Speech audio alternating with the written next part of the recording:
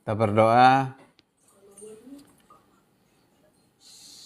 Kami bersyukur ya Tuhan karena Tuhan masih berikan kepada kami napas kehidupan sebagaimana kami ada hari ini, semua karena anugerah Tuhan, bahkan teristimewa dipersekutukan melalui kelompok itu bersama para hamba Tuhan, jemaat. Kami bersyukur kami diberikan kesempatan memuji menyembah Tuhan, bahkan teristimewa mau mendengarkan kebenaran firman-Mu. Biarlah ketika kami mendengarkan firman Tuhan, hati kami, pikiran kami, konsentrasi untuk mendengarnya tanpa gangguan apapun. Kami meninggalkan segala kesibukan yang lain. Karena waktu kami mendengarkan firman Tuhan hanya 30 bahkan 40 menit. Tapi di luar itu kami menggunakan banyak waktu untuk hal yang lain untuk dunia ini. Itu sebab itu kami mau dengan waktu yang singkat ini seluruh hati kami, sekali lagi pikiran kami dipimpin oleh Roh Kudus, sehingga kami tidak sambilan melakukan pekerjaan yang lain untuk mendengarkan firman-Mu. Kami mau fokus, biarlah telinga kami, telinga yang mau dengar firman Tuhan. Hati kami, hati seorang hamba yang siap menerima kebenaran firman untuk kami kerjakan, kami lakukan. Kami berubah dan kami berbuah. Terpujilah nama Tuhan, kami serahkan semua dalam tangan kuasa-Mu dalam nama Yesus. Amin. Baik, shalom. Shalom. Apa kabar? Dahsyat karena Yesus. Dahsyat luar biasa. Mengapa dahsyat dan luar biasa? Karena Tuhan Yesus. Karena Tuhan Yesus dahsyat dan luar biasa. Ya, puji Tuhan, kembali kita bersyukur hari ini kita bersama-sama di KTB atau kelompok itu bersama di perumahan Alamanda, kali belajar firman Tuhan. Ya, seperti sampaikan di Kamis yang lalu. Nah, hidup kita ini akan lebih berarti kalau kita ini bukan saja berubah buat diri sendiri, tapi juga berbuah untuk orang lain. Ya, jadi kita jangan lahir sendiri ke dunia, lalu nanti pergi pun sendiri tanpa membawa sejarah. Ya, sejarah dunia sesuai dengan profesi kita masing-masing boleh, tetapi yang Tuhan mau, Tuhan kehendaki supaya kita bisa masuk rame-rame ke tempat yang indah, yang mulia, yang kudus, yang tidak ada dosa, tidak ada penderitaan, yaitu sorga. Amin. Ya, hari-hari ini saya lihat di media sosial, di YouTube ya, mungkin itu karena kecanggihan dari apa itu, AI gitu ya. Wah, itu luar biasa ya, merekayasa banyak hal-hal yang berhubungan dengan sorga lah. Ya, belum tentu seperti itu, tapi sudah kelihatan indah. Ya, pasti lebih indah dari situ. Ya, jadi rame-rame menuju kepada Yesus, naik ke surga begitu. Ya, itu luar biasa itu dengan penuh kemuliaan. Nah, itu satu gambaran, tapi belum tentu seperti itu gitu. Tapi yang lebih dari situ. Amin. Ya, kita merindukan saat-saat seperti itu. Ya, tapi sebelum kita masuk ke tahap itu, apa yang mau kita kerjakan, kita lakukan di dunia ini? Tuhan mau supaya kita ini berubah dan berbuah. Bagaimana itu bisa terjadi? Ya tentunya kita diubah firman, lalu firman itu kita praktekkan dalam kehidupan kita ajarkan kepada orang lain sehingga orang lain berubah begitu. Ya, maka penting sekali kita melakukan namanya pemuritan. Jangan kita berkumpul seperti ini udah sekian lama. Ya, tidak ada jiwa untuk menginjil, tidak ada jiwa untuk memuridkan orang lain, tidak ada jiwa untuk melatih orang lain, tidak ada jiwa untuk mengutus orang lain. Jadi gitu-gitu saja. Hanya sekadar ngumpul gitu. Makanya bedanya ibadah umum di gereja dengan kelompok seperti ini, ya bedanya apa? Karena di dalamnya ada namanya MBU. Apa itu MBU? Itu singkatan dari M, memberitakan. Ya. B-nya apa? Dari kata membina, bina, ya kan? Bukan binasakan ya. Ya, membina. Yang terakhir adalah U. Apa itu? Dari mulai kata utus, mengutus. Nah, kalau dibuat 3M. M yang pertama apa? Memberitakan. M yang kedua? Membina. M yang ketiga? Mengutus. Nah, di dalam M yang kedua itu ada namanya melatih. Ya, apa melatih? Bukan bunga melati. Nah, ini kalau kita lakukan ini, pertama memberitakan dulu, kita pahami, kita dengar. Nah, apa yang sudah kita dengar memberkati kita, mengubah kehidupan kita, kita persiapkan anggota kelompok untuk melakukan hal yang sama. Kita latih mereka. Nah, kita ini adalah calon-calon pemimpin dalam kelompok. Ya, kelompok namanya kelompok sel ataupun kelompok pemerintahan. Kita harus menghadirkan anggota kelompok ini menjadi pemimpin kelompok. Pemimpin kelompok yang sudah dibentuk, yang sudah diutus, mereka juga akan menghasilkan yang sama. Sehingga terjadi namanya pemuritan. Pemuritan itu ya seperti itu. Yesus memilih sedikit orang, hanya 12 orang. Tapi dari 12 orang ini, mereka tidak ngumpul terus ber-12 itu. Hanya setelah dipilih Tuhan, mereka ketemu bersama, persekutuan bersama. Enggak, mereka terpencar. Kalau mereka enggak terpencar, mungkin Indonesia tidak mendengar Injil. Asia tidak mendengar Injil. Eropa tidak mendengarkan Injil. Karena mereka tersebar. Paulus juga demikian. Paulus itu kehebatannya apa? Pemuritan.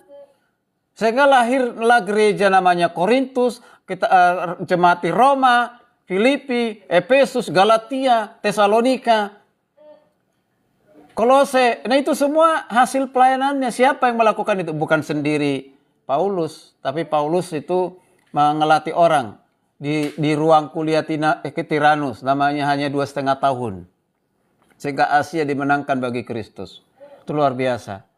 Ya, apakah Paulus yang pergi ke Asia itu? Tidak. Orang-orang yang sudah dimuridkan, orang-orang yang sudah diutus. Ini model yang harus sebenarnya dicontoh oleh gereja sampai sekarang. Kalau gereja tidak melakukan itu, maka dikatakan gereja itu adalah gereja yang mati. Karena gereja itulah organisme, bukan organisasi. Organisme, beda dengan organisasi. Organisasi banyak itu, ormas-ormas itu, ya, yang dibentuk itu. Ya. Nah, tapi ini organisme. Mengapa ada kata organisme? Itu organisasi yang hidup, yang dimana ada gerakannya di situ, gerakan pekerjaan Roh Kudus, ya, bagi orang-orang yang taat untuk melakukannya. Ya, saya ingat dulu kita masih mahasiswa semester berapa itu, kita PPL ya dengan Ibu Gembala itu di Jati Bening, ya, di Jati Bening, dan saya juga di daerah apa tuh namanya itu, daerah Jakarta Pusat itu, ya, saya lupa namanya itu, daerah Jakarta Pusat juga melakukan pemuritan, ya, pemuritan. Itu luar biasa loh dampaknya itu. Sampai hari ini anak-anak yang kita bina jadi dari sekolah minggu, orang dewasa, mereka masih ingat. Pada saat kami duduk makan di suatu pinggir jalan pas bulan puasa, ya, susah untuk cari tempat makan. Kita lagi pesan nasi goreng, habis naik motor jemput dari Dulos itu, masih sangat ingat sekali itu. Kita mampir ke tempat nasi goreng. Ada laki-laki yang suka senyum-senyum dengan saya nggak tahu siapa ini, kok senyum-senyum gitu. Ya, lalu dekatin saya, Pak, sudah nggak kenal saya, sudah nggak ingat saya ya, katanya begitu. Aduh, maaf, siapa ya? Ya, saya bersyukur. Ya, saya lah dulu orang yang diinjili oleh Bapak, yang dibina, dimuridkan oleh Bapak. Sekarang saya sangat bersyukur. Saya bisa melayani di gereja, saya bisa melayani menjadi koordinator persekutuan di apa itu namanya, Bluebird, di gudang Bluebird, apa itu, full Bluebird, dia dipercayakan, bahkan menjadi majelis di gereja. Ingat sekali orang ini, setiap sekali saya berkunjung ke rumahnya di Super Mikrolet Senen 01, ya, banyak sekali alasan, capek lah, inilah, tidur macam. Setiap saya dikunjungi, tapi nggak pernah putus asa kunjungi. Akhirnya dia datang. Maka mana datang? Tuhan, ketemu udah hampir berapa tahun itu? Udah puluhan tahun, udah 10 tahun lebih nggak pernah ketemu dengan orang itu, masih diingat. Itu salah satu, dan masih banyak di antara yang lain kesaksian. Artinya, sangat efektif apa yang kita kerjakan hari ini, itu berarti, dan akan kita ketemu lagi dengan orang itu. Ya, makanya perlu namanya pemuritan. Ya, jadi kita nanti di KTB ini adalah pemuritan. Supaya kita ngumpul seperti ini mungkin hanya sekali-kali, tapi kita nanti masuk dalam kelompok kecil begitu ya. Ya, Seperti pemuritan dulos itu saya juga dulu menjadi anggota pemuritan dulos. Ibu Gembala juga pemuritan anggota dulos di Imam Bonjol 18. Efektif sekali, ya. Maka hari ini kita belajar bersama-sama dimulai dengan 4 hukum rohani. Pernah mendengar 4 hukum rohani? Pernah mendengar 4 hukum rohani? Hampir seluruh STT dulu menggunakan namanya 4 hukum rohani untuk pelatihan penginjilan juga penginjilan. Ya. 4 hukum rohani itu. Nanti kita lihat, ya, 4 hukum rohani atau itu sebenarnya itu kepastian keselamatan. Ya, kepastian keselamatan yang diceritakan kepada orang lain, kita pahami, kita mengerti, kita latih orang untuk melakukan hal yang sama, bisa menyampaikannya. Oke, itu sudah ada di share di grup. Coba dilihat di grup King Me Immanuel. Sudah ada, ya? Sudah? Buka ya? Ya. Yang punya grup nggak ada di kamu mana? Gimana mau ikuti kalau nggak bisa tuh? Mana? Di handphone nggak bisa? Hah? Ya kirim dulu, dikasih ona dulu. Nah. Ini kita mau melatih. Jadi dua manfaatnya nih. Pertama manfaatnya buat diri kita, yang kedua manfaatnya untuk mengajar orang lain dengan 4 hukum rohani. Supaya kita jangan hanya makan tapi tidak pernah berbagi makan kepada orang lain begitu, ya. Ya. Sudah semua? Ya, kecuali anak-anak ya dengar nggak apa-apa ya. Anak-anak nanti baca ayat Alkitabnya saja ya. Oke, sudah? Sudah ketemu belum? Sudah. Situ apa ditulis di sampul kuning itu, buku kuning itu terkenal tuh buku kuning. Nah, katakan apa? Sudahkah saudara mendengar apa? Tentang 4 hukum rohani, rahasia kebahagiaan hidup dan keselamatan jiwa, ya. 4 hukum rohani. Ini saya dulu hafal dari mulai sampul depan sampai terakhir, ya, sebelum sampul terakhir.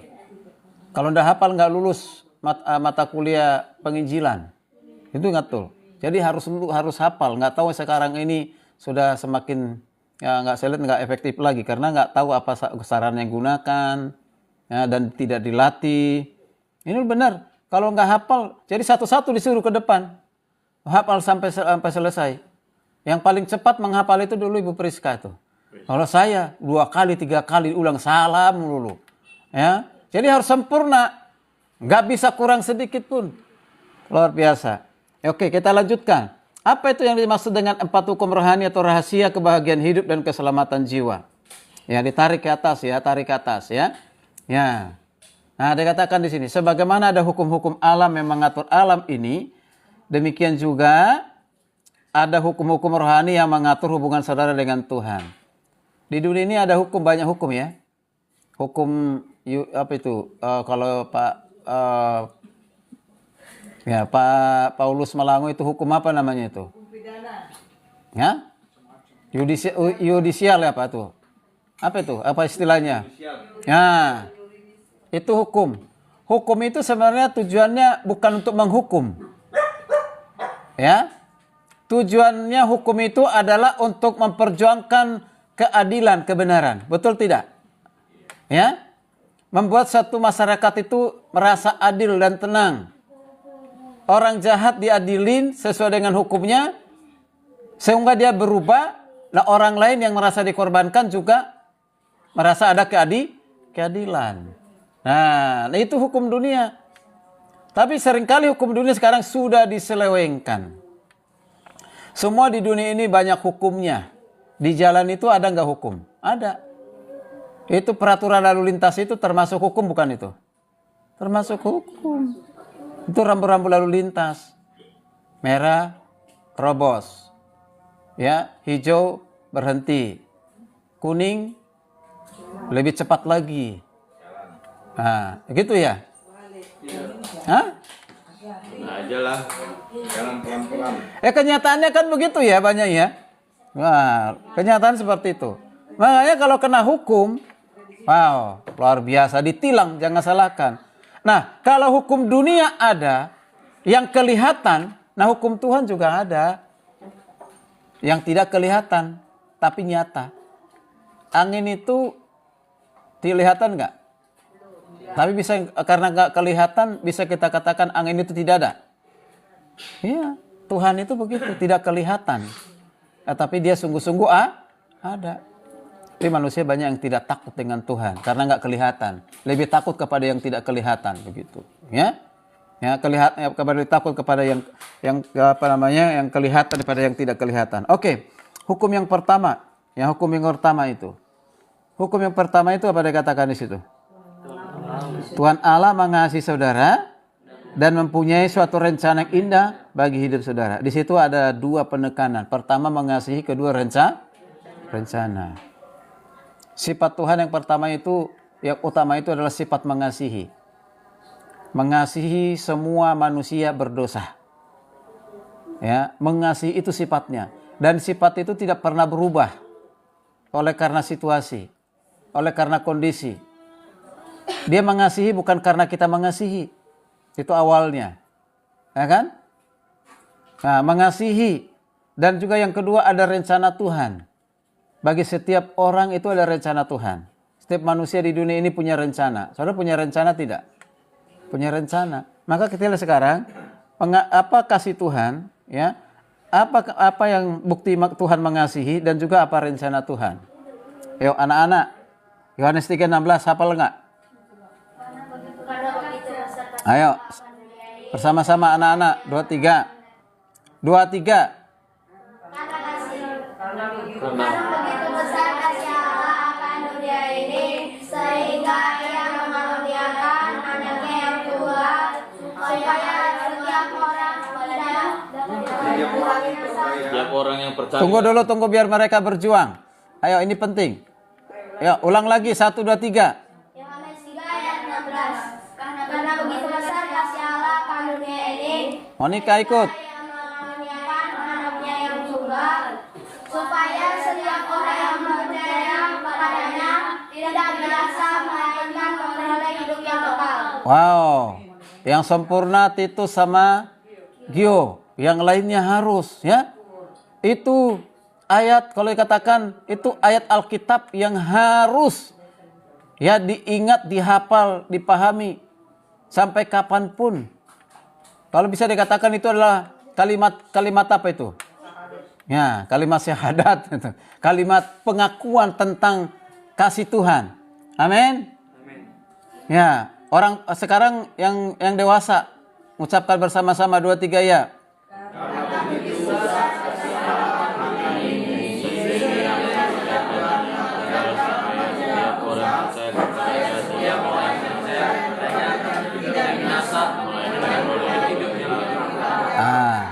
Anak muda ini suaranya kecil banget, nggak hafal kali ya. Berempat dulu, berempat. Yuk, berempat. Yosia, Ona, ada siapa lagi sama? Muru. Yuk, 2, 3 ya. Karena begitu besar kasih Allah dunia ini, sehingga Dia mengaruniakan anaknya yang tunggal, supaya setiap yang padanya tidak binasa melainkan Ada kata telah. Emang ada kata telah? Ada. Oke. Ya. Ingat ya. Dari kitab Kejadian sampai kitab Wahyu, inilah inti Alkitab. Ya. Ini inti Alkitab itu. Dan untuk inilah Yesus datang, dan untuk inilah para nabi ya dipilih, diutus Tuhan untuk ini. Para rasul pun dipilih untuk ini, untuk menyatakan kasih Tuhan, bahwa Tuhan itu mengasihi manusia. Wow, luar biasa. Ya, karena begitu besar kasih Allah akan dunia ini, sehingga Ia telah mengaruniakan anak yang tunggal, supaya setiap orang percaya kepadanya tidak binasa melainkan beroleh hidup yang. Jadi kasih Tuhan itu apa? Apa buktinya kasih Tuhan? Apa buktinya kasih Tuhan? Bahwa Tuhan mengasihi manusia. Mengutus anaknya yang tunggal. Siapa itu anaknya yang tunggal? Yesus Kristus. Mengapa dikatakan tunggal?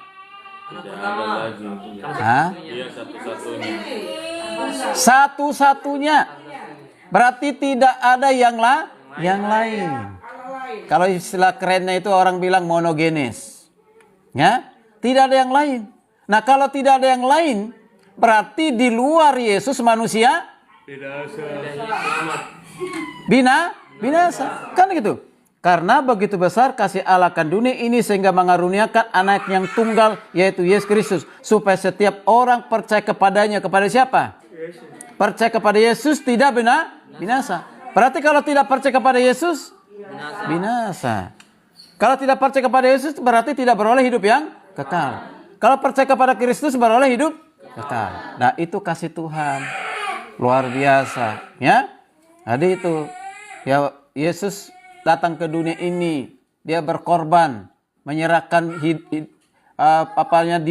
sepenuh hidupnya, tubuhnya, darahnya, ya semua diberikan. Itu luar biasa. Okay? Nah, sekarang kita lihat apa rencana Tuhan bagi manusia.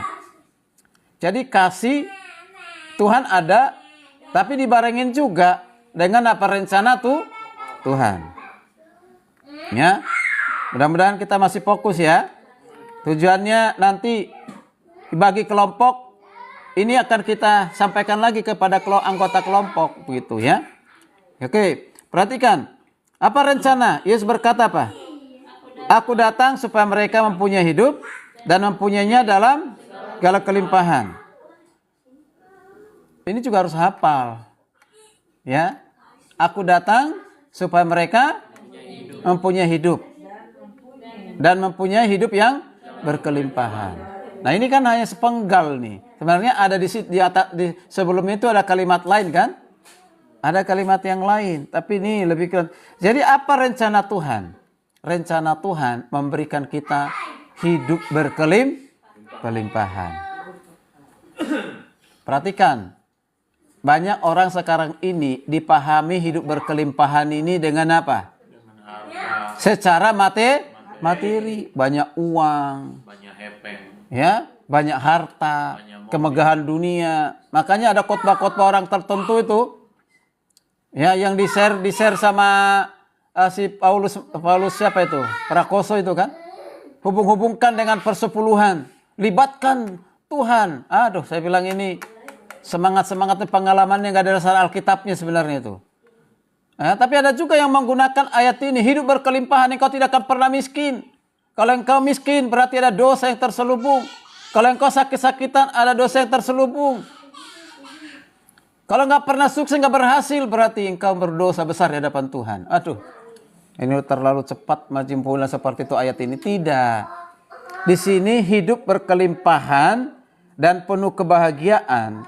Maksudnya hidup berkelimpahan itu, ya, mempunyai hidup itu, ini yang digunakan di sini bukan materi, bukan fisik, bukan bios. Tapi yang digunakan di sini adalah hidup yang kekal. Seperti yang di Yohanes 3:16 tadi. Hidup yang kekal. Apa artinya hidup yang kekal?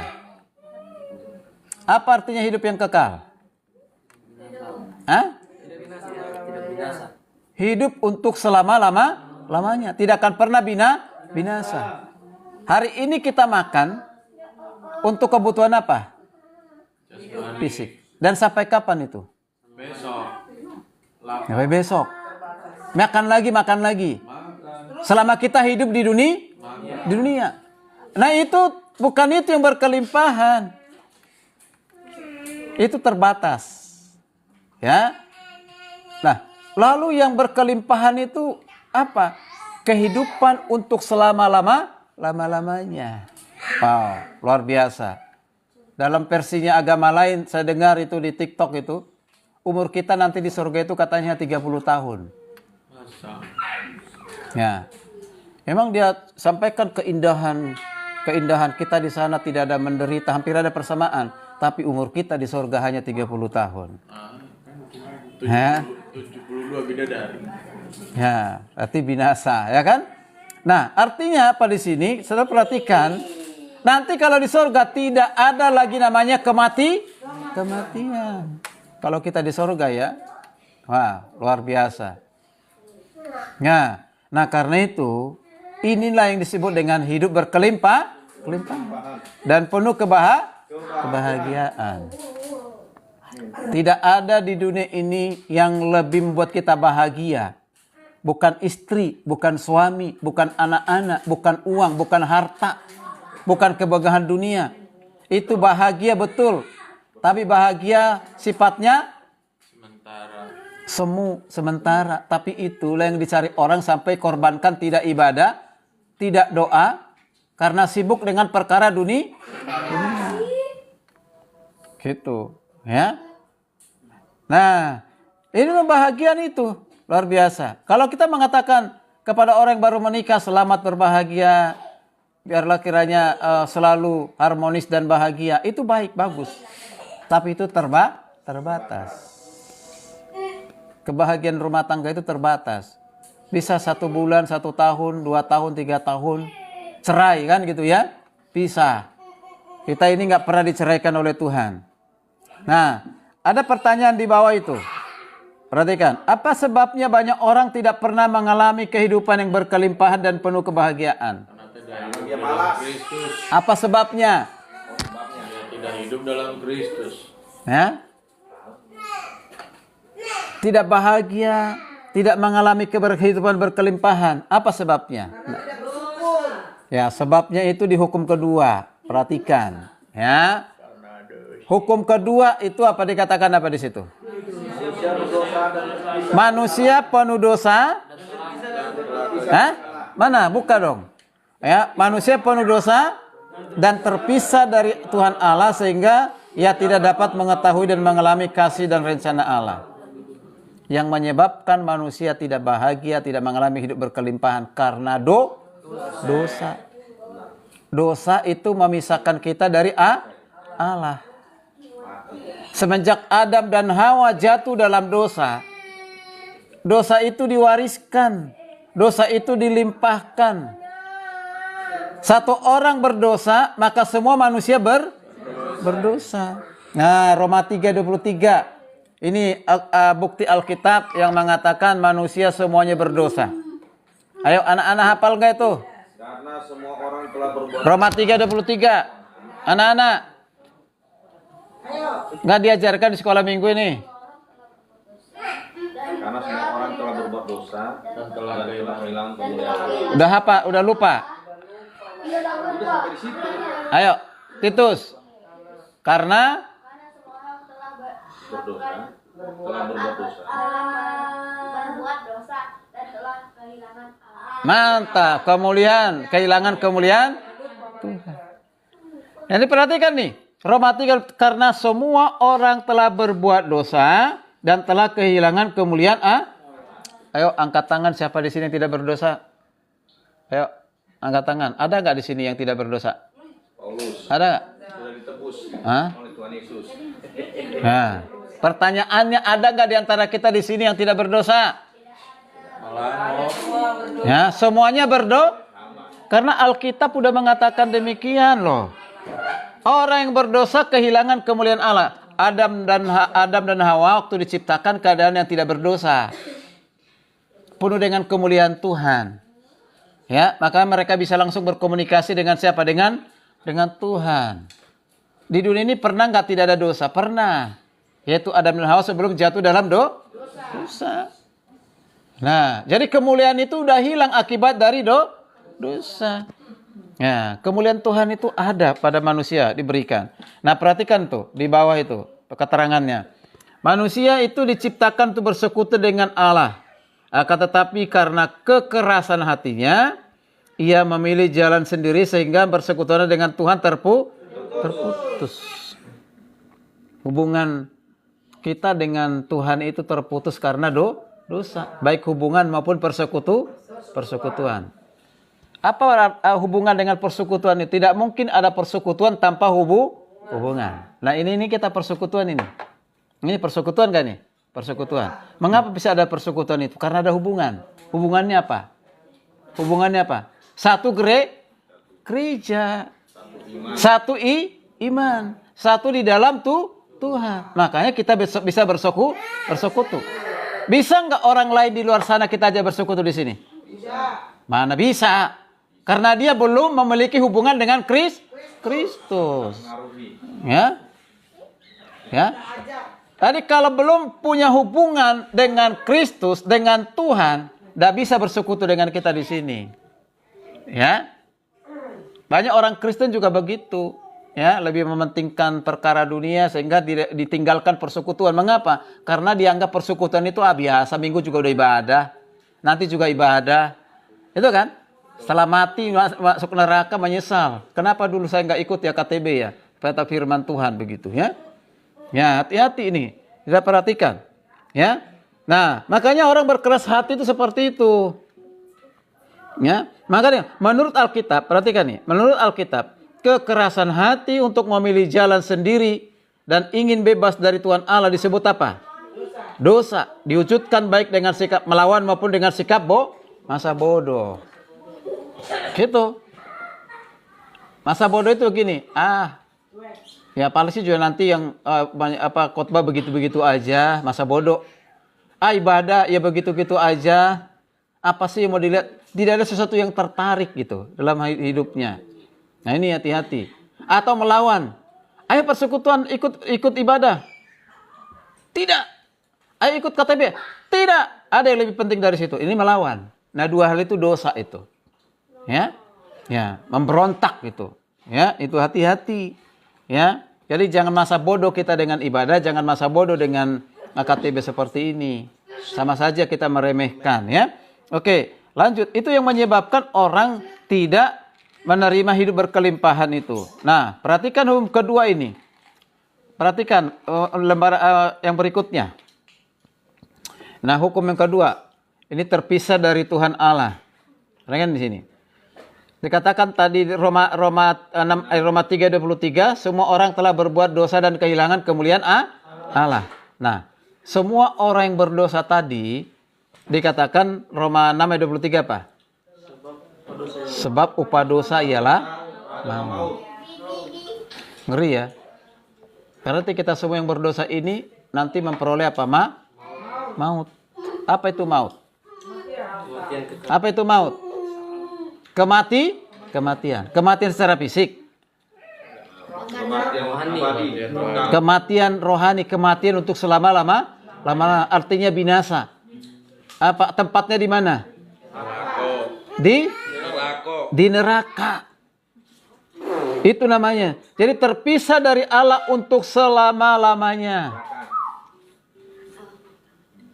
Ini ngeri loh. Coba kita buka deh dulu Wahyu 21 ayat 8. Ini neraka. Ini neraka ini. Supaya kita tahu. Wahyu 21 ayat yang ke-8. Sudah ketemu? Amin. Ya, yang lain bisa perhatikan, yang membaca anak muda. Ayo. Jangan sampai kita bersama-sama di sini, nanti ada yang di sorga, ada di neraka. Aduh, sedih banget rasanya, seperti di sorga, seperti di neraka. Nah, kan? Sudah? Ayo baca bersama-sama, 2, 3 ya. Orang-orang pengaku, orang yang tidak berdosa. Iya. Penyembah berhala dan semua pendusta, mereka akan mendapat bagian dari lautan yang menyala oleh api dan bergerak. Inilah kematian yang kedua. Nah, itu namanya neraka itu. Ya. Ada yang membuat ilustrasi neraka itu begini. Itu kalau pernah lihat pernah tahu atau pernah lihat apa itu namanya itu pabrik besi, peleburan besi. Namanya besi sebesar apapun dimasukin meleleh. Lalu coba kita masukkan tangan kita. Meleleh enggak? Hitungan detik. Langsung cair kan gitu. Dia bilang, ya, neraka melebihi dari situ. Melelehnya 1 kali. Ini disiksa dengan waktu yang lama-lama. Ngeri. Jangan sampai diantara kita ada di situ ya. Pastikan itu. Ya. Nah, ini Alkitab loh yang mengatakan, bukan saya. Ya. Nah, perhatikan tuh. Itu ada gambar ya. Ada gambar di situ. Apa makna dari gambar itu? Ya, gambar itu. Jadi gambar itu gini. Dikatakan Tuhan Allah itu maha suci. Ya, atau bisa juga maha kudus. Sementara manusia, ini nih kita manusia ini berdosa. Bahkan dikatakan penuh dosa. Jadi ada jurang. Jurang pemisah antara manusia dengan Allah. Apa jurang pemisah itu? Dosa. Itu benang merahnya di situ. Ya. Sehingga manusia tidak punya hubungan, tidak punya persekutuan dengan Tuhan. Diakibatkan dari dosa. Nah, tetapi manusia di dunia ini sampai hari ini berusaha mencari Tuhan Allah. Dengan cara apa? Dengan cara apa manusia mencari Tuhan Allah sekarang ini? Melalui agama. Amal. Perbuatan baik. Hidupku kudus. Supaya selamat. Semua agama mengajarkan kebaikan. Tapi tidak semua agama mengajarkan tentang kepastian keselamatan. 3 orang yang saya injili hari Senin yang lalu itu, satu Katolik, 1 orang Kristen, Protestan, 1 Buddha. 1 Buddha. 3-tiganya tidak memiliki kepastian tentang keselamatan. Itu ngerikan itu. Apalagi yang orang Kristen terutama itu. Udah tua. Umurnya ibu berapa sekarang saya bilang? Udah 50. Gak tahu umur. Besok sakit meninggal neraka loh. Nah, karena belum di dalam Tuhan. Gak ada kepastian keselamatan. Ini kelalaian gereja ini. Tidak seperti kita menjangkau yang belum terjangkau, begitu, ya. Saya kasihan sekali. Termasuk yang yang Kong, yang Buddha itu masih anak muda loh, Cina dari Pontianak sana itu. Itu yang punya bengkel motor yang sebelum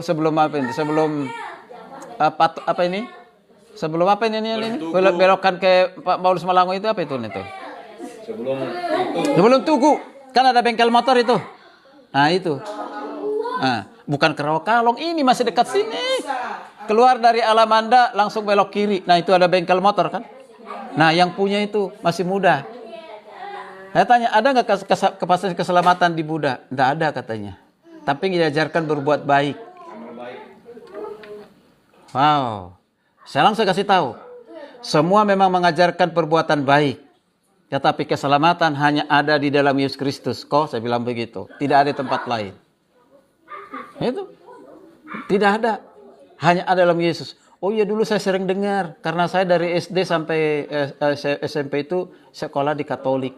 Sering dengar, tidak cukup hanya dengar, tapi harus percaya.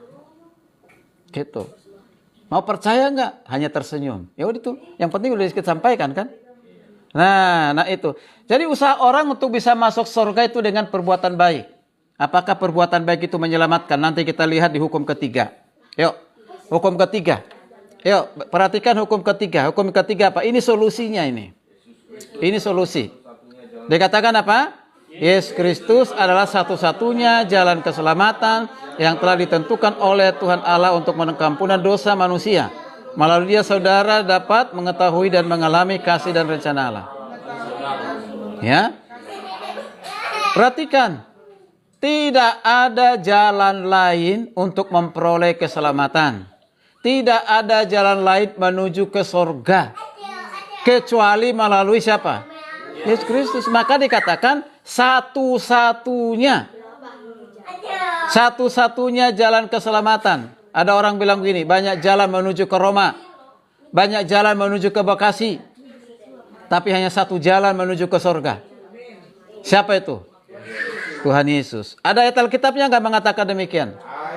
Ayat etama. Kita perhatikan mulai dari Roma 5 ayat 8. Supaya orang bisa mengalami kebahagiaan dan mengalami kasih Tuhan, yaitu harus tahu ini Roma 5 ayat 8. Ayo kita baca bersama-sama 2-3 ya.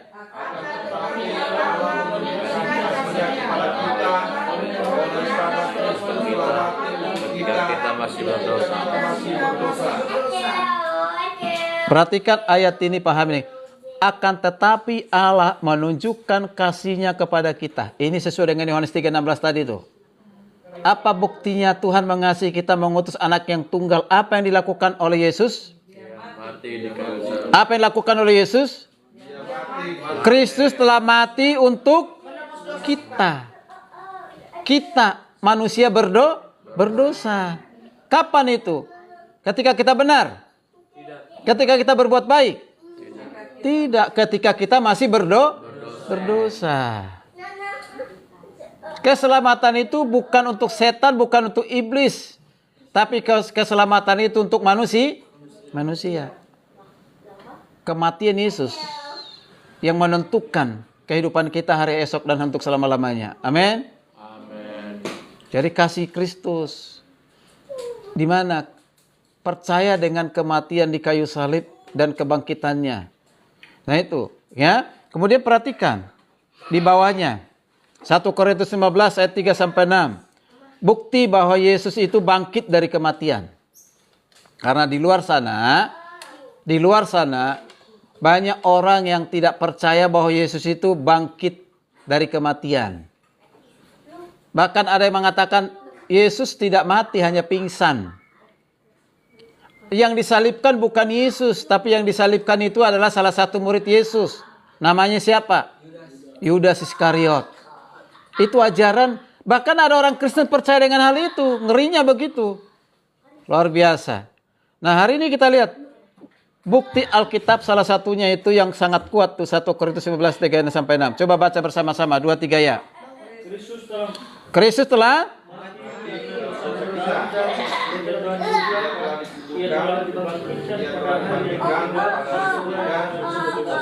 kitab suci. Oh, berhenti. Semangat dong, semangat. Yuk. Dan kepada kedua belas muridnya sesudah itu ia menampakkan diri kepada lebih dari 200 saudara sekaligus. Ya. Jadi kalau ada orang siapapun itu bertama, apa buktinya Yesus itu mati? Jelas ada tadi Alkitabnya. Apa buktinya Yesus itu bangkit dari kematian? Ini. Saksinya itu sorga dan bumi.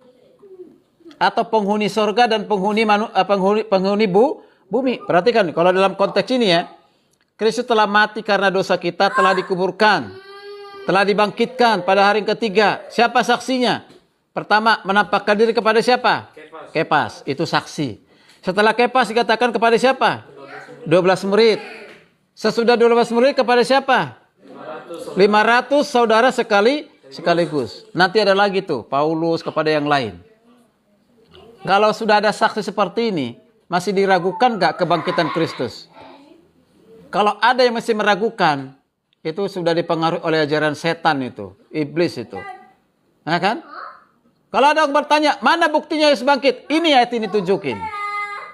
Ada saksinya. Kalau di pengadilan Pak Paulus Melangau, saksi itu dikatakan benar berapa saksi? Kalau hanya satu dikatakan benar gak? 2 alat bukti. 2 saksi. Kalau hanya satu, belum dipercaya itu. Belum bisa menjadi tersangka. Bahkan sampai yang dari tersangka apa? Dari tersangka naik. Dari tersangka apa? terdakwa. Dari tersangka terdakwa, baru terpidana. Nah, terpidana. Itu semuanya harus dengan saksi. Nah, ini Yesus ini lebih dari 500 saksinya. Bahkan arkeologi juga membuktikan hal itu, ya. Nah, sekarang kita lihat bukti Alkitab yang mengatakan Yesus itu satu-satunya jalan keselamatan. Yohanes 14 ayat 6. Gak usah dibaca bersama-sama. Udah hafal pasti nih. 2 3 ya. Hah? Yohanes 14 ayat 6. Makanya konsentrasi. 2 3 ya. Kata Yesus kepadanya, akulah jalan kebenaran dan hidup. Tidak ada seorang pun yang datang kepada Bapa kalau tidak melalui aku. Itulah itu, udah. Anak-anak, siapa yang hafal?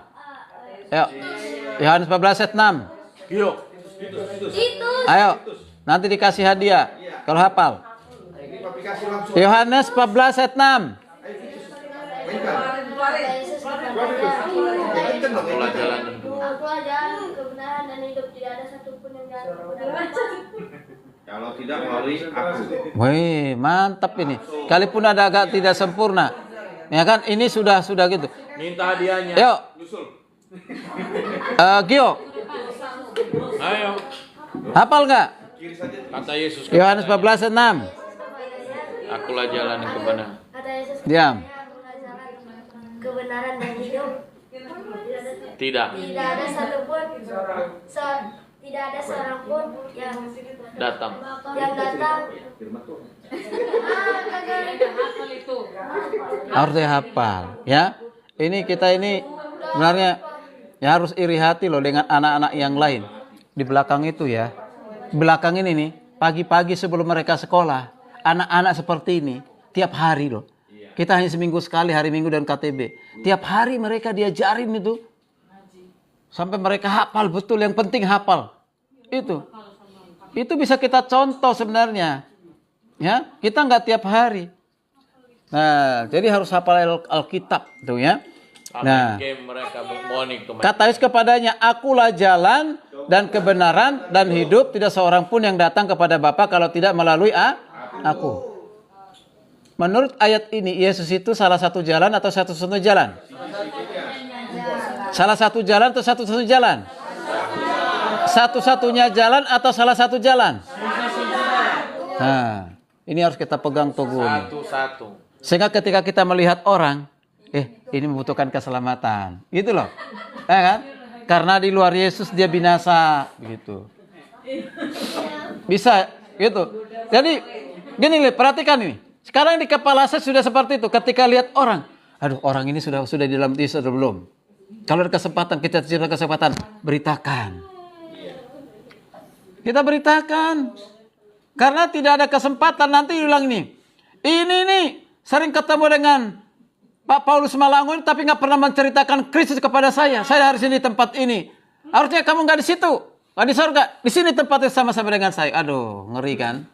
Nah, kita hanya menceritakan aja, mau percaya atau tidak itu urusannya dia dengan siapa, dengan Tuhan. Ya, penting sampaikan aja. Ya, sampaikan. Ya, asal jangan kita ini menjelek-jelekan agama orang lain, tidak boleh. Ya, ada hukumnya, ya. Ya, undang-undang IT dan yang lain sebagainya.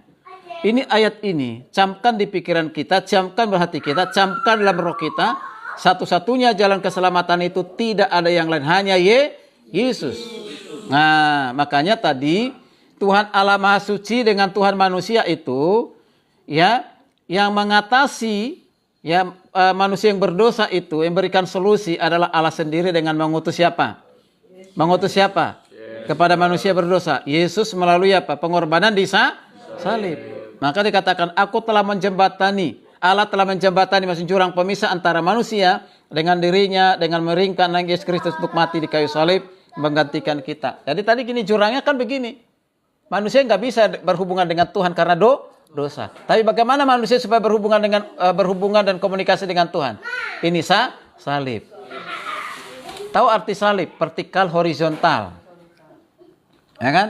Vertikal itu Tuhan mengasihi manusia, maka manusia mengasihi itu Tuhan.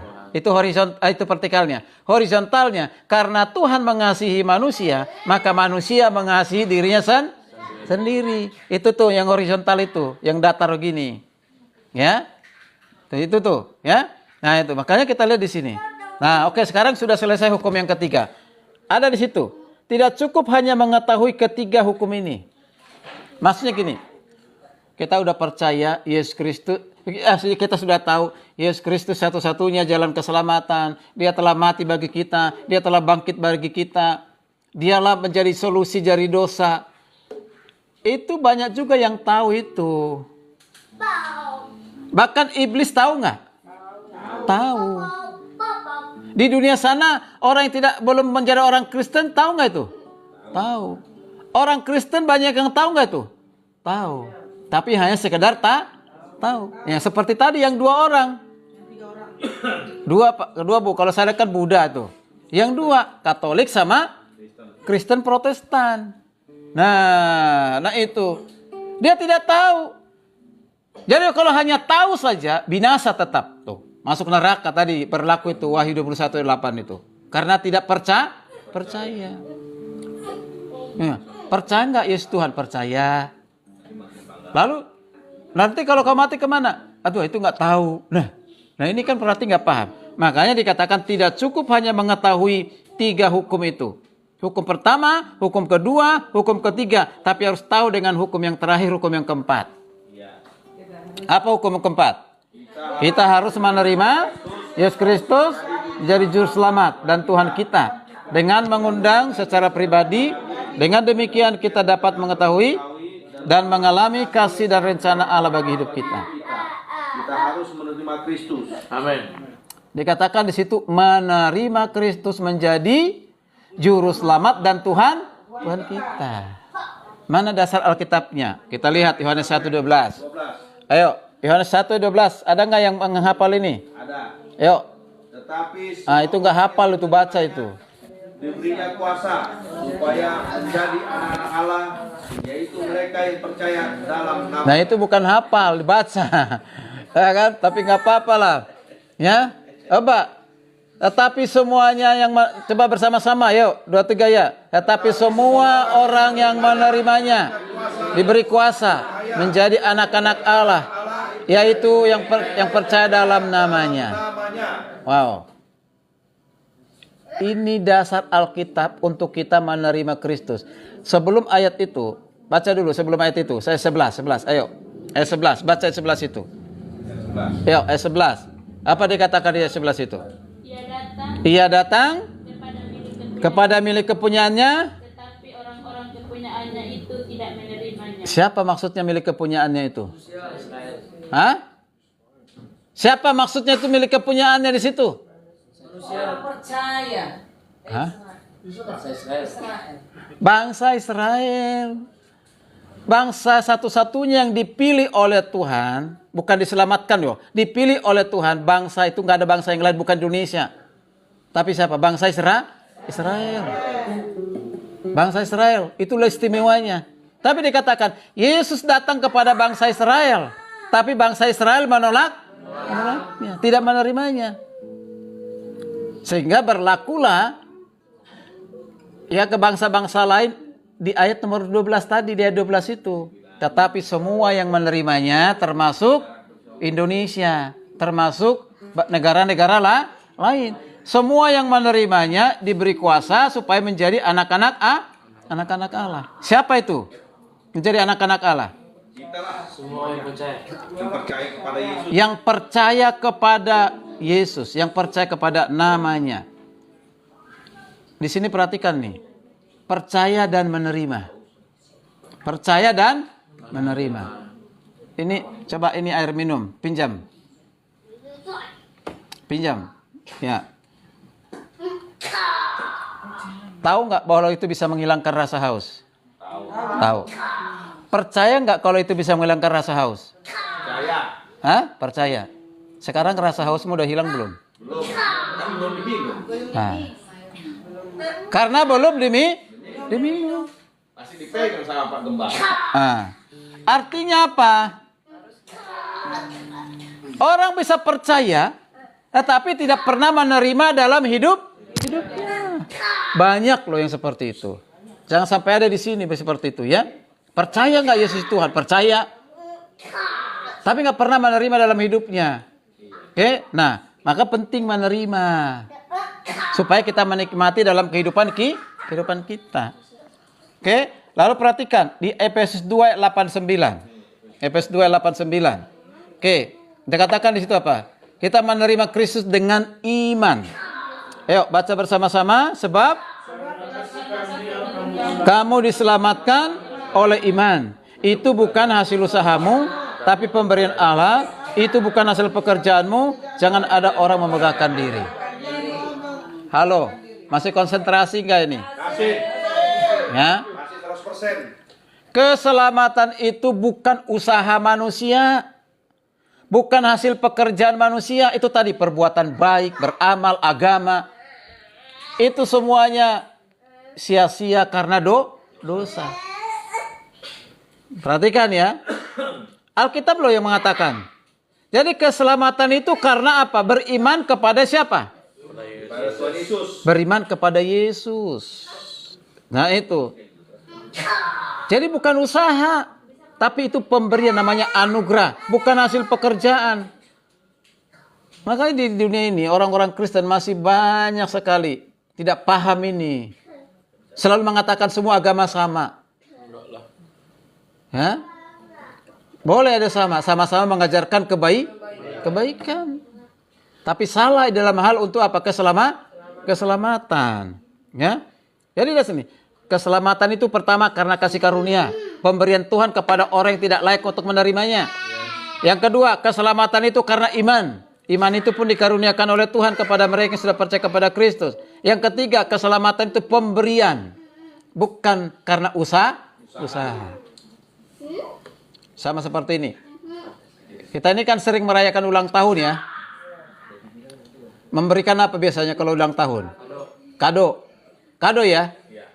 Nah, ketika kita memberikan kado, bagaimana sikap kita? Bahagia, senang. Ya, bahagia, senang.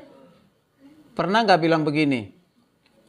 Ini kado saya berikan ya. Nanti kalau saya pun ulang tahun, kamu juga kasih kado. Hah? Nah, lalu lagi nih. Ya, kamu tahu nggak? Kado ini saya beli dari mall. Mahalnya segini. Nanti kalau kamu ngasih kado kepada saya pada satu ulang tahun, Saya beli di Pakwon. ya, beli juga seperti ini ya, atau lebih mahal dari sini. Itu bukan pemberian yang cuma-cuma itu. Itu sama saja dengan apa? Balas budi. Tuhan tidak seperti itu, ya. Nah, Tuhan tidak seperti itu dengan kita. Berikan bukan karena kita layak untuk menerimanya. Bukan. Jadi hati-hati ya. Jadi itu perbedaannya. Nah, jadi di sini sudah jelas pemberian itu secara cuma-cuma. Bukan berarti kalau cuma-cuma nggak ada harganya. Sangat berharga. Kado itu juga demikian. Mau diambil dari mana, dibeli berapa harganya, berapapun harganya. Nggak usah ngomong kepada orang yang diberi. Itu namanya menuntut balas. Ya, itulah kasih manusia. Oke, kita lihat ayat 11 ayat 3:20. Ini ayat yang sering saya gunakan untuk menantang orang untuk terima Yesus. Ayat 3:20. Kita menerima Kristus dengan apa? Mengundangnya secara pribadi. Caranya dengan apa? Perhatikan. Kristus berkata, yuk baca. Lihat, aku berdiri di muka pintu dan mengetok. Jikalau ada orang mendengarkan suaraku dan bukan pintu, aku akan masuk mendapatkannya. Apa maksudnya ini? Ada gambar mana? Gambar Tuhan sedang mengetok pintu itu. Coba, pernah nggak memberikan perhatian untuk melihat itu gambar itu? Apa yang bedanya pintu itu dengan pintu sini? Ayo. Apa bedanya pintu itu dengan pintu kita ini yang di rumah ini? Hah? Saya jelaskan. Bedanya pintu yang di rumah kita ini dengan pintu yang digambar itu, pintu yang di rumah kita ini terbuat dari kayu asli. Kalau itu benang. Benar. Nggak ada makna rohaninya di situ. Parah. Hah? Perhatikan, Yesus itu berdiri di muka pintu kan? Ngapain? Mengetok. Kalau mengetok itu berarti apa maksudnya? Tujuannya apa? Membuka pada orang dari dalam. Supaya pintu dibuka dan dia masuk. Kita tidak akan pernah bisa masuk kalau tidak membuka pintu hati kita. Nah, kalau pintu ini bedanya, perhatikan ya, nggak usah dibilang di situ benang, di sana kayu, bukan itu.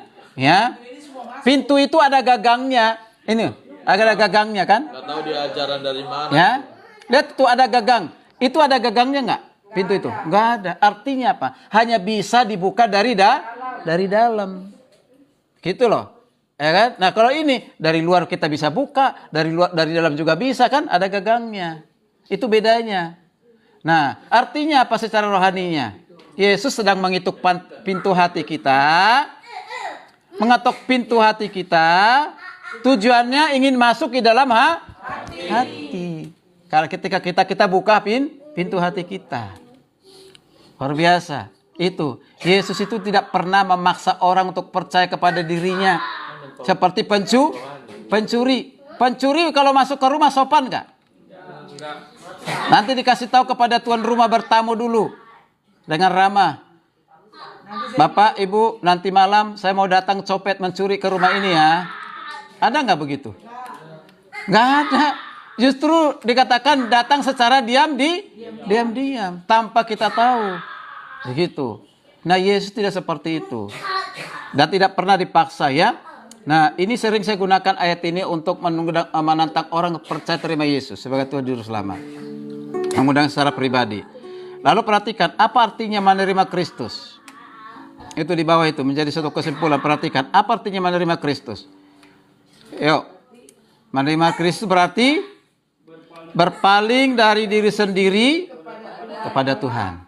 Ya, tadi itu berpaling dari diri sendiri kepada Tuhan. Berpaling dari diri sendiri gini nih. Tadi kita ini supaya diselamatkan, usaha kita, pekerjaan kita, berbuat baik, agama. Ya kan? Itu. Kita berbuat dosa. Sekarang saatnya berpaling dari diri sendiri, berbalik kepada siapa tuh? Tuhan. Dengan apa di situ? Menyerahkan seluruh apa? Pribadi kita, hidup kita. Yaitu akal budi, perasaan, kemauan. Kalau sudah dikatakan akal budi, pikiran, perasaan, kemauan, berarti sudah semua. Artinya totalitas hidup. Nah, lalu dikatakan, karena itu tidak cukup hanya mengerti ajaran Kristus dengan akal kita saja. Itu tadi orang-orang yang dibilang tahu percaya. Nah, ini tuh karena hanya menggunakan akal. Ya, akal. Bahkan juga tidak bisa menanggapinya hanya dengan perasaan semata-mata. Perasaan itu berubah-ubah. Kalau ada banyak uang, sukacita. Lagi tidak ada uang, Ya, bengong. ya? Bengong. Bukan hanya bengong. Frustasi. Ya, itu kan? Sateres. Ya, itu. Kalau sedang sakit, sedih, tidak bersukacita kan? Tapi pada saat sehat, bersukacita. Ya, pada saat sehat makan semuanya kan? Apapun itu. Ya kan? Ajar. Kalau manusia tidak dilarang oleh Tuhan, manusia pun dimakan. Ya kan? Kan ya, segala yang bernapas memuji Tuhan, segala yang bernapas dimakan juga.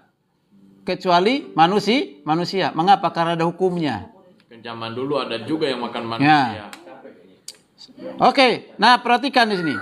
Jadi harus dengan apa? Tindakan berdasarkan kemauan, menyerahkan hidup sepenuhnya kepada Kristus. Nanti akan kita lanjutkan yang di bawah itu ada 3 lingkaran menunjukkan manusia, golongan manusia. Kalian golongan ada di mana?